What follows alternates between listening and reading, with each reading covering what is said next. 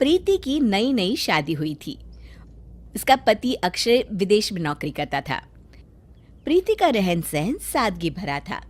इस वजह से उसकी सास हमेशा उसे दूसरी बहुओं के मुकाबले कम आंकती थी और उसे बिल्कुल पसंद नहीं करती थी। ये ले। माँ जी, मुझे मत मारिए। आज तेरी वजह से मोहल्ले की सभी औरतें मेरा मजाक उड़ा कर गई है। आज तो मैं तेरी हड्डी पसली एक कर दूंगी। एक काम ठीक से नहीं होता तुझसे नाश पिटी। अरे तुझे तो कपड़े पहनने का भी सहूर नहीं है। पता नहीं किस जंगल से उठ कर आई है। अब इसमें मेरी क्या गलती है माँ जी? मैं तो हमेशा से इसी तरह से रहती आई हूँ। अरे मोहल्ले की जरा दूसरी औरतों की बहुओं को देख, कितने सलीके से रहती है, और एक तू है करम जली। ये ले, ये ले। आप जैसा कहेंगी मैं वैसा करूंगी। मुझे और मत मारिए माँ जी। अरे तेरा कुछ नहीं हो सकता। जा, रसोई घर में सुबह से बर्तन पड़े हैं, जाकर धो। मैं पड़ोस में जा रही हूँ। विमला की बेटी को लड़के वाले देखने आने वाले हैं। इस तरह अपनी बहू को डांट टपट के मिथिला वहां से चली जाती है। दूसरी तरफ जब भी अक्षय फोन पर प्रीति का हालचाल पूछता, प्रीति हमेशा अपनी पति से झूठ बोलकर अपनी सास के करतूतों पर पर्दा डाल देती थी। इस तरह कुछ दिन बीत जाते हैं। फिर एक दिन, अरे ओ निकम्मी, जरा यहाँ।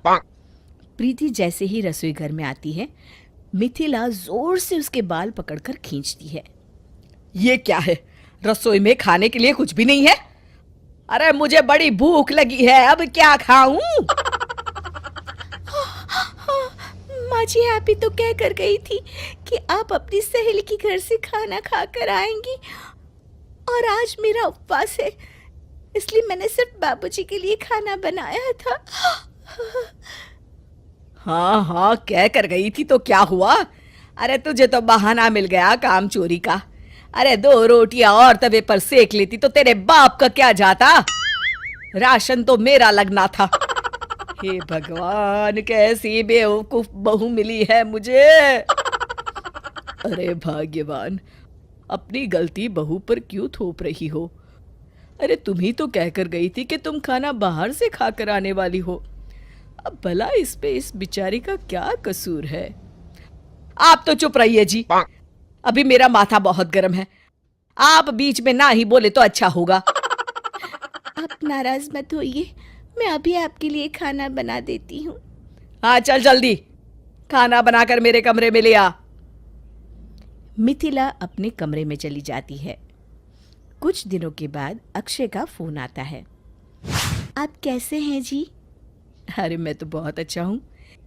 एक बहुत बड़ी खुशखबरी है, मुझे यहाँ ग्रीन कार्ड मिल गया है। मैं चाहता हूँ कि तुम अब मेरे साथ यहाँ आकर रहो। मैंने माँ से बात कर ली है, बस अब तुम फटाफट यहाँ आने की तैयारी शुरू कर दो।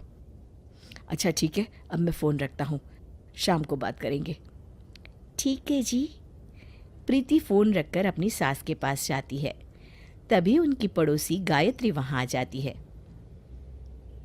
अरे मिथिला, तेरे बेटे अक्षय का फोन आया था। तेरी बहू को विदेश बुलाना चाहता है, उसे वहाँ ग्रीन कार्ड मिल गया है, इसलिए मैं तेरी बहू के कागजात लेने आई हूँ। अब तो तेरी बहू विदेश जाकर अपनी जिंदगी मजे से गुजारेगी। मिथिला बुझे मन से कहती है, हाँ ये तो है, अपनी अपनी किस्मत है। गायत्री प्रीति के कागजात लेकर वहां से चली जाती है। अगले दिन से प्रीति देखती है कि उसकी सास कुछ खोई खोई सी रहती है, और अब वो पहले की तरह ना तो प्रीति को मारती पीटती है और ना ही उसे कुछ भला बुरा कहती है। बस सारा दिन किसी सोच में डूबी रहती हैं। उसी शाम अक्षय का फोन आता है।